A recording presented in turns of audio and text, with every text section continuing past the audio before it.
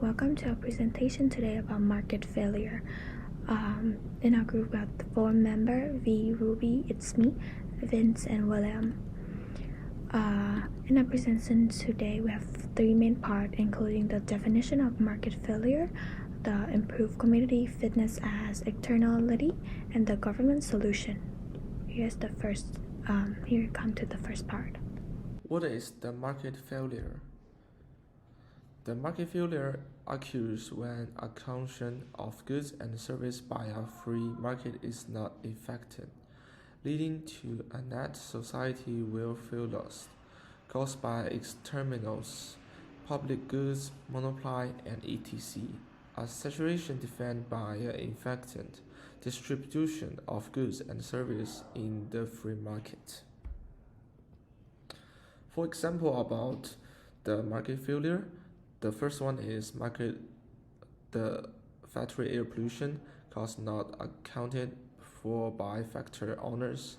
The second one is the widespread impact affect society and the environment. The third one is consequence increased healthy cost, climate change, reduce the quality of the life. Thanks. For example 2, we have here about vehicle noise.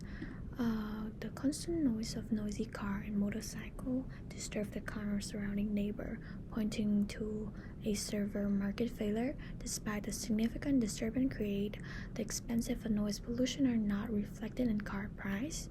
But as a result, the community faced the weight of health difficulties such as causing sleep disorders, as well as the decrease in property value. For example 3 of market failure, we have here the national defense. National defense is something that sins at a public benefit due to its properties. Consumption by one individual does not reduce its availability for others, and it is normally consumed uniformly by all citizens. National defense, which is often supported through resident tax, has a difficulty for free riders, individuals who profit from its provisions without paying for them. This creates a conundrum since the weakness, the fairness of the funding structure, potentially resulting in insufficiency resort to maintain the defense capabilities. Thanks, Ruby. Now move on to the second section, which is improve community fitness as externality. So, physical fitness acts a positive externality, providing benefits beyond individual exercise. Regular exercise leads to better health outcomes, resulting in a range of positive effects for society. So let's start with the first positive effect, which is reduced healthcare cost. So individuals who engage in regular exercise are less likely to develop chronic diseases, such as heart disease, diabetes, and obesity.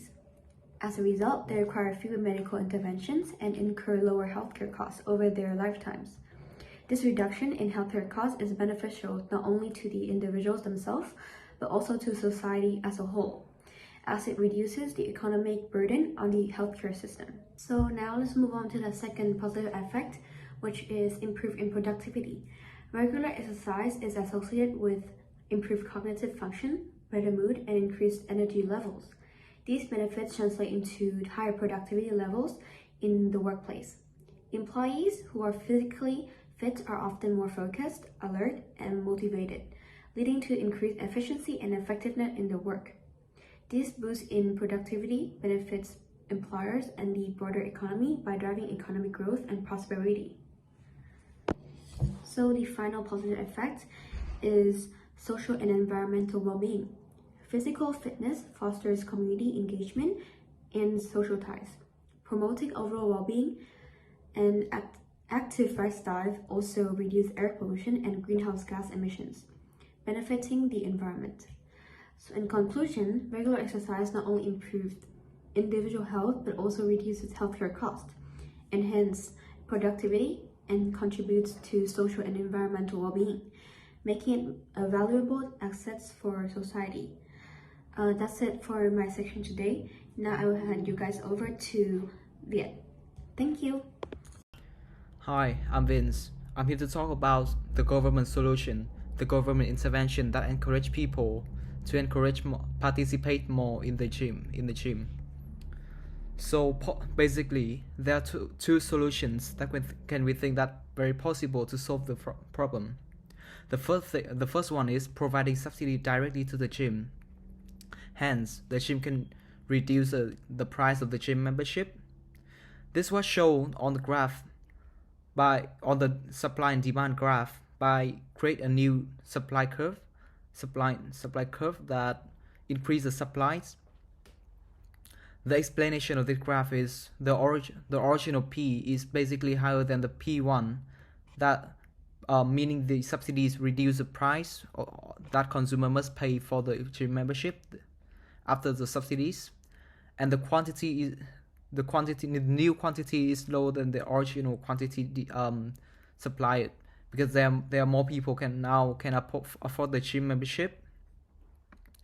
That is the first one, using the subsidies.